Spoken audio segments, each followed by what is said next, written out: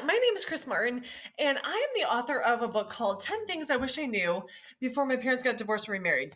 This is video number 7 out of 10. I'm doing a 10-part series out of different chapters of my book, 10 chapters in the book. And this video is about develop healthy relationships, especially in children of divorce. It is so important who you hang around with, and it will change the rest of your life. I just had coffee with a friend, and he said that I said, well, why did you do XYZ? And he said, it was who I hung around with was so important because that's who I became, and I ended up making these bad decisions. So, but also on the front end, you can make very, very good decisions by hanging around people who are going to help you to grow and become the best version of who God made you to be in yourself.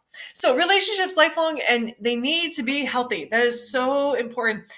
You have to evaluate them, because my relationships in my 20s, I was not in the best place in my 20s. So my relationships and friendships were not great. So they're actually not the same as they are now. And even in my 30s, I had to really grow. And then I had to actually grow in my relationships and get new friends. And then the friends that I did have, I had to grow in those relationships as well. So crucial growth is with friendships. Who you surround yourself is who you will become. If you hang out with drug addicts, you're more than likely going to do drugs.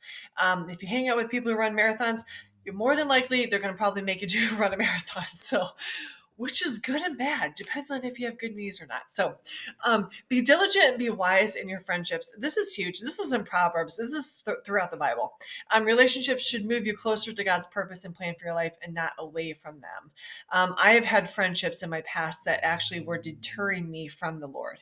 And those are some friendships I had to quietly walk away from, because it was not contributing to me, helping me to be accountable, to be a better person, and also to keep me connected to my divine purpose that God had for me.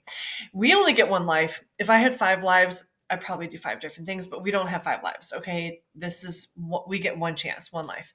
Be aware of idols and distractions that cost you time and money that you can never get back. I cannot tell you the regrets that I have of the distractions, the time I've wasted trying to impress the idols.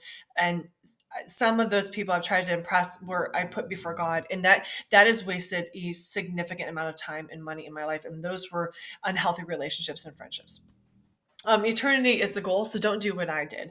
God has given us each a specific purpose and plan, and He gives us relationships that help us along the way in all seasons of life. Just as like our church is going through a mentorship and a discipleship kind of series, and they did talk about how I am then to help someone, but then someone comes along as like a chain. They come and help me and then mentor me as well. And I've had godly, amazing women come alongside me for years and years and years, and even amazing pastors to say, let me pray for you. Let me help you. Let's go for coffee, and let's connect, and let's grow. And how can I just encourage you and help you? And that is significant. That has helped change my life. And I would not be here today had I not had those friendships and relationships who have come alongside me to help me. But I also have that same responsibility to go out and to help other people as well. So relationships, not all relationships biologically are healthy. I had to learn this the very hard way. Not all relationships we grow up with and currently have are healthy. Evaluate daily and yearly. People change. People are always ever evolving. I'm continually evolving. Okay. And if I'm not growing, I'm probably shrinking. I'm probably going backwards. And there were times in my life that I was not growing. I was going backwards. So I was probably the worst version of myself. God will provide for you, but you will attract who you are. Okay. That is so significant, that we have to take the leap of faith, kind of like Peter jumping out of the boat to walk on water. We have to take that faith to say, listen, I'm all in, God.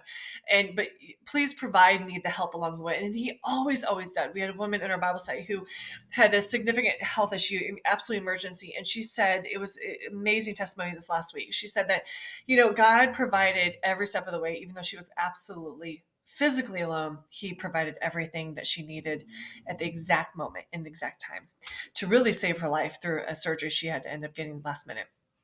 God provides. And so we are to stay connected to God, to the vine, and He provides the friendships, but we are also responsible for continuing the healthy friendships, and then maybe disconnecting from ones that are not as healthy. So politely, as iron sharpens iron, so one man sharpens another. We are to help each other and make each other better. 2 are better than 1 because they